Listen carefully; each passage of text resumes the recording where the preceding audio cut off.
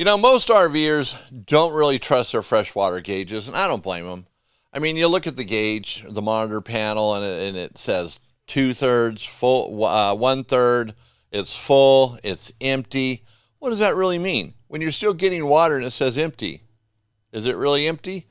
Does it mean you have enough water for one day when you're on 1/3? Are you really on 1/3? Do you have enough for another shower? Are you going to have to start looking to get water really soon? Or are you going to be able to go much longer than what the gauge really makes you think? See, they're not accurate. And that's the problem with the RV factory water gauges. They give you a rough idea, but they really don't tell you how much water you have left. It becomes a guessing game. And when you're dry camping or boondocking and you're not hooked up to city water or have a water source like that, it really does matter. So today I want to talk about a different way to monitor fresh water in an RV using the Topargee water gauges. Now, this is not a hardcore sales pitch. I just want to explain how they work, why they're different from factory tank monitors, and which style is going to be the best for you depending on your RV and how you camp. We're going to keep it real simple. This is Eric Stark, the host of the Smart RVer podcast. And if you don't want to be stuck on the side of the road or sitting in a repair shop, you've come to the right place. I help you maintain your RV with do-it-yourself repairs and upgrades. And fresh water is one of those systems that can either make camping easy or frustrating, especially when you're camping without hookups. So why are factory water gauges frustrating? Well, most RVs come with this basic monitor panel. Oh, I'm holding this one up. That isn't it. This is the Topargee. So you push a button on it and the lights come up, 1/3, 2/3, full, half, whatever, you know, and it's not accurate. It's not really telling you how much water you have left. Now, it's better than nothing, right? Well, at least I have an idea of where I'm at, but it's not precise. Wouldn't precision make more sense if you're out boondocking, dry camping? If your fresh water tank holds 45 gallons and your monitor panel says 1/3, you really don't know if you have 10 gallons left, 15 gallons left, maybe something completely different depending on the tank shape and where the sensors are located.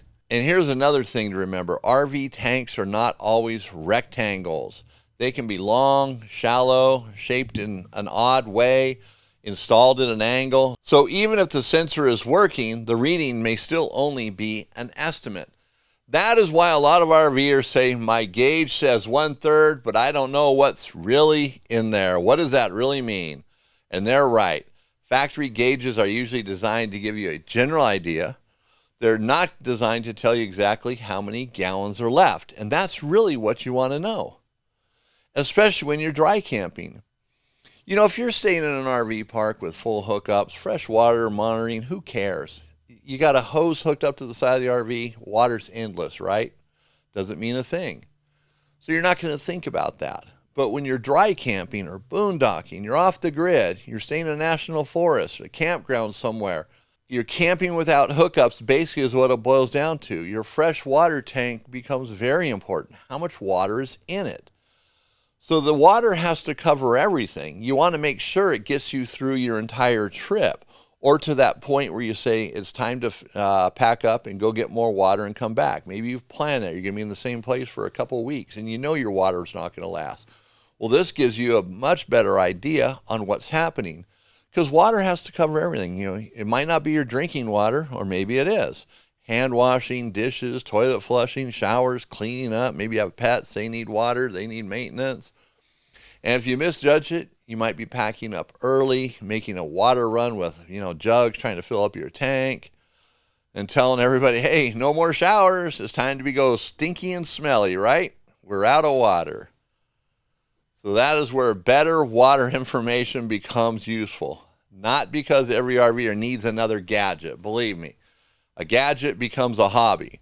You don't always need that. But because better information helps you make better decisions, we recommend the Topargee water gauge. And that's where this baby really shines. It does things differently. Now, this is just one version of it. A typical water tank monitor tries to read the level inside the tank. Topargee does not work that way. The Topargee has a sender, this guy right here. You can see how small it is. It installs in the freshwater line after the water pump. It measures water as it flows through it. So it's not trying to guess what's in the tank, it's actually measuring what flows through it. So you program the gauge so it knows how much water's in your tank. And then once you know that, it tells, when this is picking up the water flowing through it, it tells the sensor, hey, there's a gallon, there's another gallon. So it subtracts. If you have 40 gallons, then all of a sudden it's going to show you have 39, 38, 37. It's going to tell you exactly where you're at. So it knows how much you have left, or the gauge does. So it works in conjunction with the gauge. Makes sense, doesn't it? So that's the big difference. It knows exactly what's left in the tank. It's not trying to guess.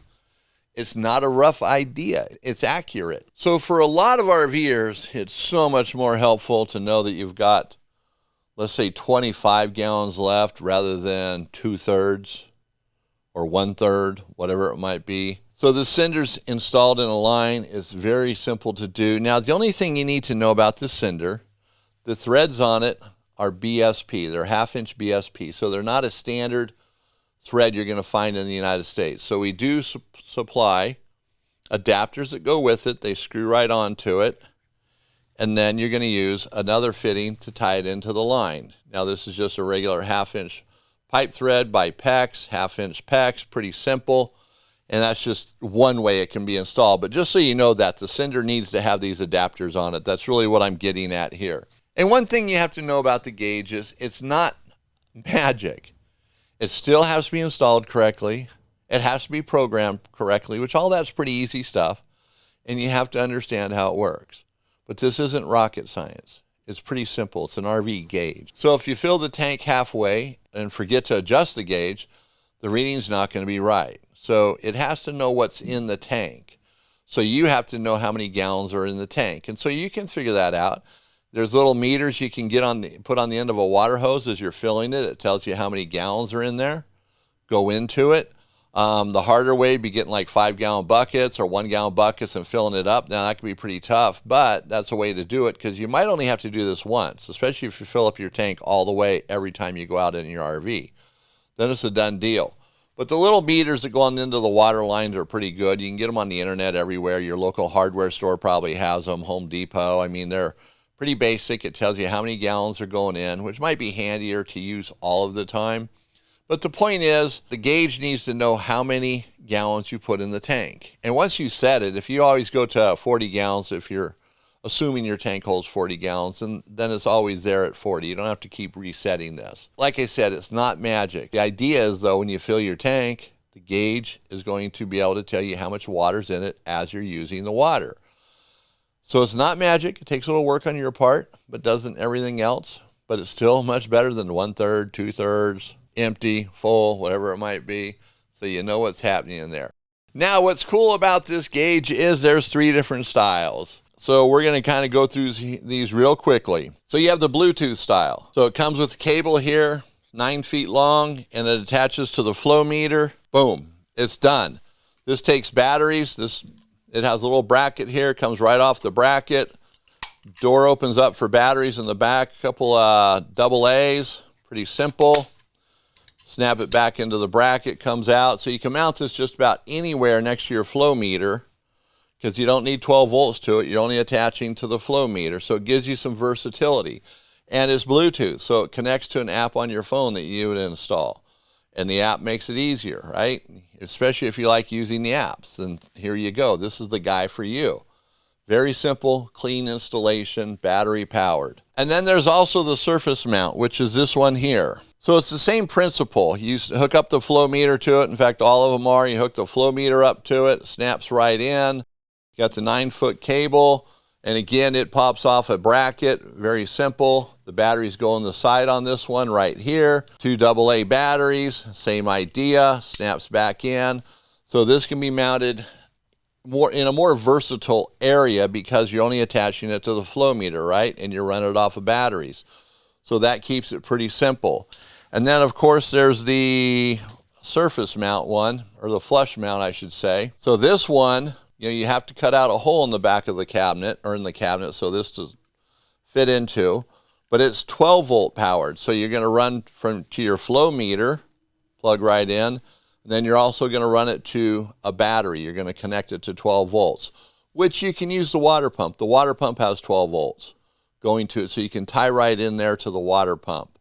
In fact, the water pump's a good place to go to because it has an on-off switch on it, and that way it'll shut this off when you're not using the pump, so it's not on all the time. Makes it pretty simple. So this is surface mount, 12 volt, and the other two are battery powered, and they all take the same flow meter. You just got to make sure you put that in the right direction. I'll have a link to these on our website, so if you have more questions about them, sizes, things like that, it's much more detailed. Just conveying the thought here. These things are pretty darn handy. Now, installing them is not real hard to do. You know, the flush mount one, you're going to have to cut a hole in the cabinet to mount it in. But hey, that gives it that nice factory look. The hole isn't that hard to cut.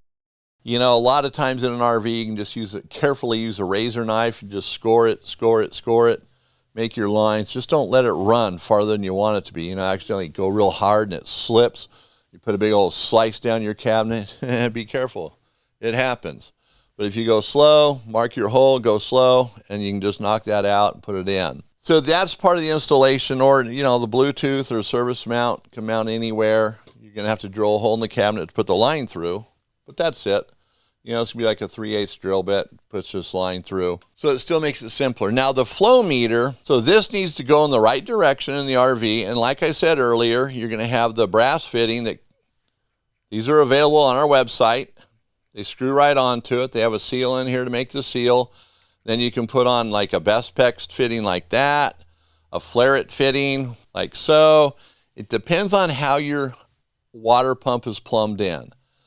And this thing's going to go about 10 inches past the pump on the output side, not the input, but the output. They can go on the input if you absolutely have to, but they work better on the output. About 10 inches past the pump. That's where the water is flowing the best. It doesn't cavitate. It's going to get a much better accurate reading when you put it about 10 inches away. Now, some water pumps are going to have a flexible line on them, which is okay. So you might, and it might be long, so you might have to take it off and get two shorter ones. I wouldn't recommend cutting into them and trying to clamp fittings in. That's kind of a no-no.